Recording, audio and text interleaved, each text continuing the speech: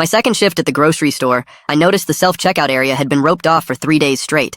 6 machines, all dark. Customers were backing up into the produce section, and the 2 cashiers on duty looked like they were about to cry. I asked my supervisor, Dennis, what was going on. He said the system crashed during a software update, and the regional tech team had a 2-week backlog before they could send someone out. 2 weeks, 6 machines. One of the busiest stores in the district. I didn't say anything. I just stocked my shelves and watched the lines grow. Here's the thing about me. I spent 3 years doing IT support for a mid-sized retail chain before I got laid off in a round of cuts. Self-checkout systems were basically my whole job. I knew the software these machines ran on. I'd updated it, debugged it, rebooted it more times than I could count. On my break, I told Dennis I thought I could get them back online. He looked at me the way people look at someone who just offered to perform their own appendectomy. Skeptical, but also desperate. He said he'd call the store manager, Patel, and ask. Patel came out, looked at the machines, looked at me, and said, "If you break something, I never approved this." I took that as a yes. The issue turned out to be a botched update that had corrupted the network handshake between the terminal hub and the payment processor. The machines themselves were fine. It took me 40 minutes to roll back the update, reconfigure the hub settings, and push a clean restart sequence across all 6 terminals. One by one, the screens lit up. A woman waiting in line started clapping, genuinely clapping, like I just landed a plane. Other customers joined in. Dennis radioed Patel, who came out front and shook my hand in front of everyone. Someone filmed it on their phone. By the end of my shift,